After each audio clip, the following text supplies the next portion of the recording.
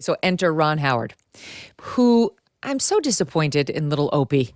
So he made the movie J.D. Vance Hillbilly Worst Elegy. Metallica song ever. Enter Ron Howard. He made the movie Hillbilly Elegy a couple of years ago based on J.D. Vance's best-selling book. And good for him for making the movie, even though at that point we knew that J.D. Vance, seemed to be more Republican-leaning, but more of a Trump whisperer at that point who could explain the white working class as opposed to, it's fine to be a Republican as long as you're never Trump Republican. Right. And so he makes this movie about him. And just like Glenn Close, who felt the need to take a shot at J.D. Vance rather than just keeping her pie hole shut. Oh, yeah, she played the mom. She played the mamaw. The mamaw who changed his life. And so Ron Howard is asked about this new evil J.D. Vance. Yes. And whether he regrets making this film. And instead of taking the high road, Adam, I stand by the storytelling. It was a great American story, and I'm not going to weigh in beyond that. That's for the voters to decide. He goes full low road. Watch.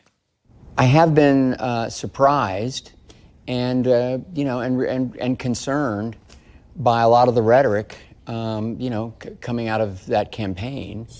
Given the experience that I had then 5-6 years ago, I'd say that I've been surprised. Listen to what the candidates are saying today. That's what's really relevant. It's who they are today, and make a decision, an informed one. But then he added more. He gave an interview to Deadline, and he said, here's the question, by the way, from Deadline. You made an underdog story about a poor young man from a dysfunctional family with a grandmother who would not let him fail. He has evolved from that young man into a polarizing, volatile conservative. Nice objective question, Deadline. Yeah. I'm sure people have said to you, Ron, what have you unleashed? How do you process that? Blah, blah, blah, blah, blah. I'm very surprised and disappointed by much of the rhetoric I'm reading and hearing. People do change, and I assume that's the case. So he's surprised, disappointed at the rhetoric, and he's concerned about it and really wants people to listen to what they're saying and then vote accordingly.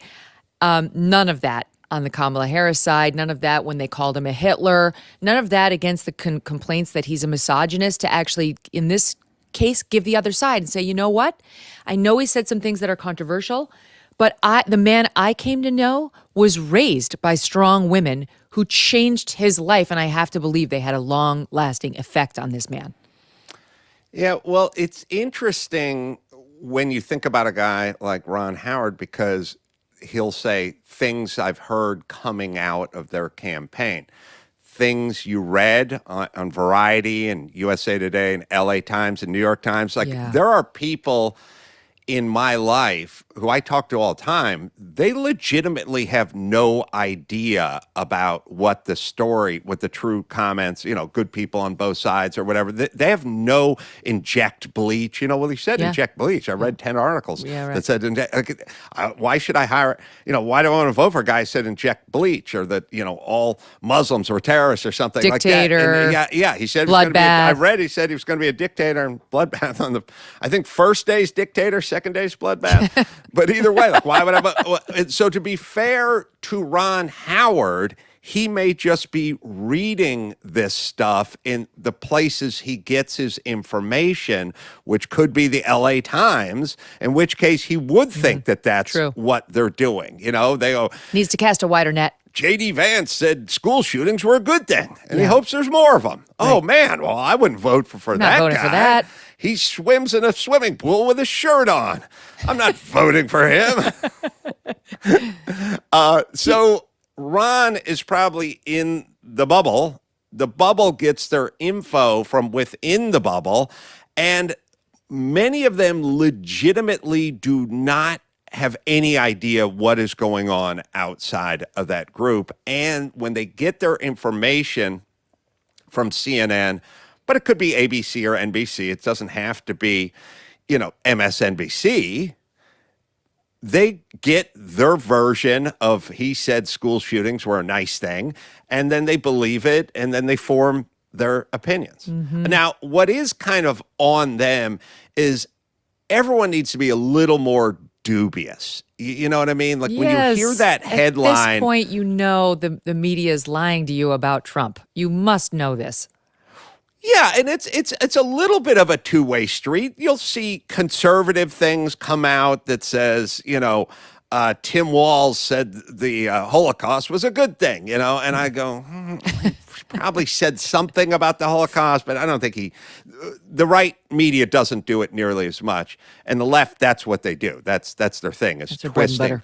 twisting stuff. But as a person that consumes information and then has to report it, on the air, you have to kind of put on your hat that has a big question mark on it and kind of go, let me look into this a little more. Like, even if if J.D. Vance thought school shootings were good, why would he say that into a microphone in front of a crowd? Truly what stupid. I mean? Like that's something he wouldn't do it even if he thought that. So let me go back and watch the tape, and they don't do it. The number of flip-flops that she's done, I think the left has heard about these. They just don't care. They like the original positions. They believe her, that her values haven't changed. They know she's got to say they've changed in order to win this election. And over the weekend, one of her campaign spokespeople came out and really put a new spin on it. But I think it was a fine spin for the left. They'll go along with this. This is Ian Sams on Thursday, actually. It was on CNN. Take a listen to SOT 25. She's been part of the Biden administration. I mean, she has been part of the Democrats have been in control of the country for the last 3 going on 4 years. And you are still seeing this in the polling. I mean, these working class voters are telling us right now that more of them are with Donald Trump than Kamala Harris. Why? What is it about what you guys have been doing for the last 3+ years that explains that? Well, I think, again, we're trying to talk to the voters and explain this message. We've got 60 days until the election. We don't have time to sit around and think about why over the last few years certain things may have happened or may not have happened. You don't? Nah. Probably his wallet looks pretty good. His trips to the grocery store are not stressful.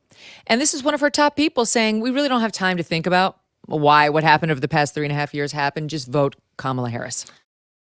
You didn't vote for this economic downturn and the high inflation, but you could pay for it at the pump, the grocery store, and with growing stacks of unpaid bills. Financial stress can be crushing, and one solution could be donewithdebt.com. Done with Debt created new, aggressive strategies designed to get you out of debt permanently without bankruptcy or loans. Done with Debt can stand between you and your bill collectors, and they'll negotiate with your creditors to write off balances, cut interests, and stop penalties. And the best news is Done with Debt is accepting new clients right now. But you do need to hurry because some of their debt relief strategies are time sensitive and you don't want to miss out.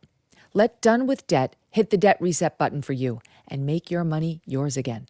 Visit donewithdebt.com or call 1-888-322-1054 right now. Chat with one of their debt relief strategists for free. That's donewithdebt.com, donewithdebt.com. Thanks so much for watching. If you like what you just saw, hit the subscribe button for more clips and full episodes.